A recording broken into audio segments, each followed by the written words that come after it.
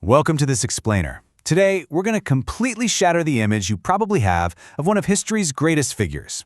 You probably picture this stiff, hyper-rational scientist in a powdered wig, right?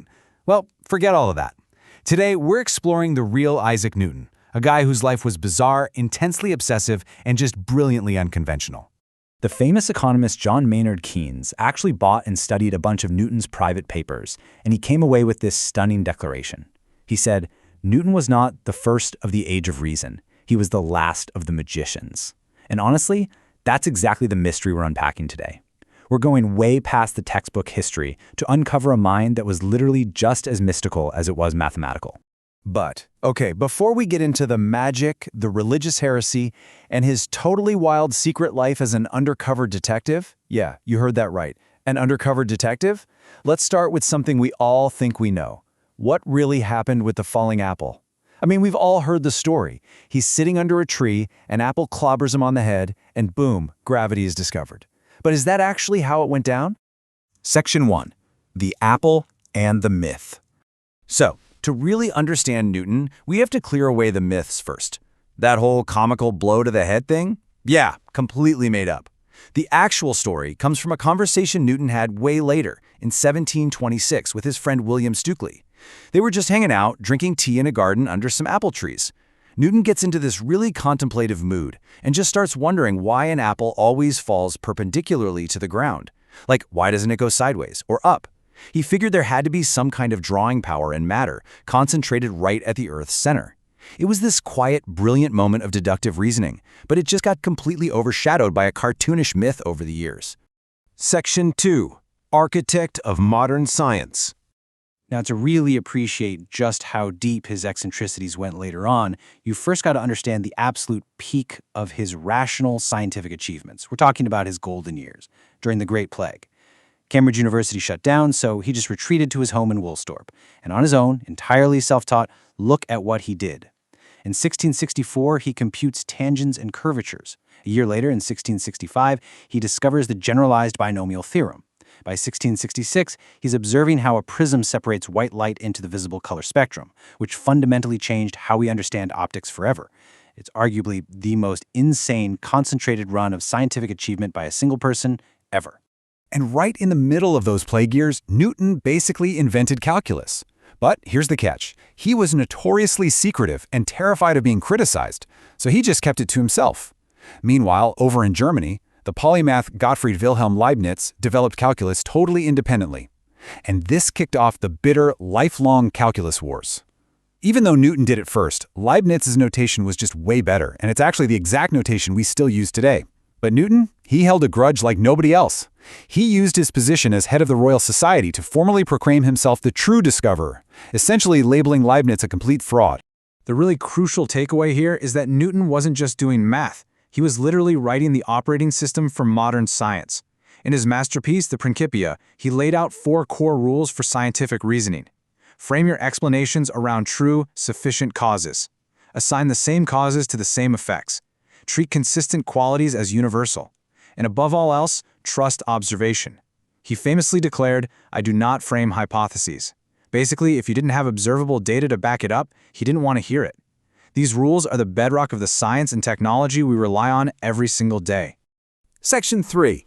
The Secret Heretic.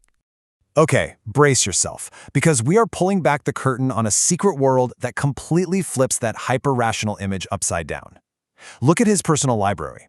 Out of the 1752 identifiable books he owned, physics, the thing that made him a legend, made up just 3%.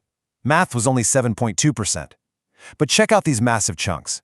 Almost 10% is alchemy, and a massive 27.2% is completely dedicated to theology. The guy who literally defined modern physics was vastly more interested in ancient scriptures and mystical texts. And his theological views? Oh, they were deeply unorthodox. Newton was actually a secret anti-Trinitarian. So through this intensely obsessive study of the Bible, he privately rejected the doctrine of the Trinity. He actually sided with Arius from the early church conflicts, believing that worshiping Jesus Christ as God was idolatry, a fundamental sin. In 17th century England, this wasn't just a controversial hot take. This was dangerous, life-ruining heresy. So he went to extreme lengths to hide it. As a fellow at Trinity College in Cambridge, the rules strictly required him to take holy orders and become an Anglican priest, but Newton quietly refused. He was saved at the literal last possible second by a royal dispensation from King Charles II himself, which specifically exempted his professorship from ordination. Safely hidden from public scrutiny, he spent years secretly analyzing biblical prophecy, the apocalypse, and even the architectural dimensions of the Temple of Solomon, convinced it was full of hidden codes. Section 4. Alchemy and the Occult. And his obsession with hidden knowledge totally didn't stop at religion. 1 million.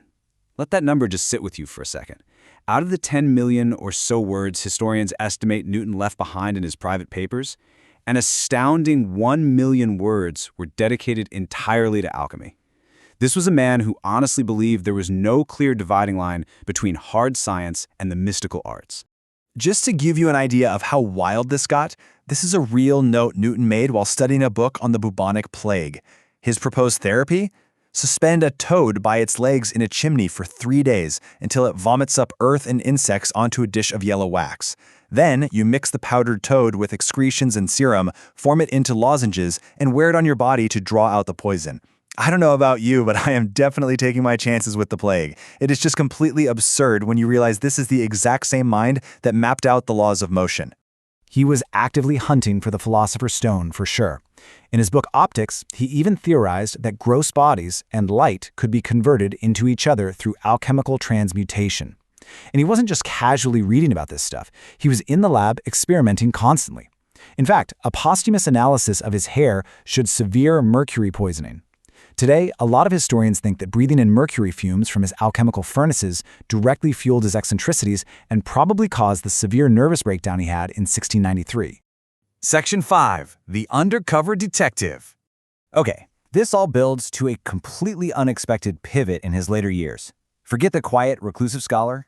In the 1690s, England's currency was in absolute crisis, getting destroyed by counterfeiters. And back then, counterfeiting was high treason. You'd be hanged, drawn, and quartered. So what does the smartest man on earth do? He gets himself appointed master of the mint and then literally disguises himself to hang out in bars and taverns. He personally went into the grittiest, seediest parts of London's criminal underworld to gather evidence. He even made himself a justice of the peace and personally conducted over 100 cross-examinations of suspects and informants. And he was absolutely ruthless. He successfully prosecuted an impressive 28 coiners. This included the notoriously arrogant serial counterfeiter William Challoner. Challoner had mocked the mint and honestly thought he was completely untouchable. But Newton relentlessly hunted him down until Challoner was sent straight to the gallows. Beyond the detective work, he applied his obsessive scientific rigor to completely revolutionize how coins were made. He reduced the variance in coin weights, pioneered some of the earliest time and motion studies, and set up super strict sampling methods. By doing this, he saved the treasury a staggering 41,510 pounds, which is millions and millions in today's money. He practically saved the British economy single-handedly by applying the exact same precision he used to map the universe to fixing literal pocket change. Which brings us to the end of this explainer, and I want to leave you with this final, kind of provocative thought. Does unlocking the absolute deepest secrets of the universe actually require a mind that also believes in magic? Newton gave us gravity, calculus, and the foundation of modern optics, but he also hunted for the Philosopher's Stone, decoded the apocalypse, and well-prescribed toad lozenges. To him, there was no boundary between the rational and the mystical. It was all just one giant puzzle set by the creator. He truly was, just as Keynes said, the last of the magicians. Thanks for hanging out with me for this deep dive. Keep questioning what you read in those textbooks and never stop learning.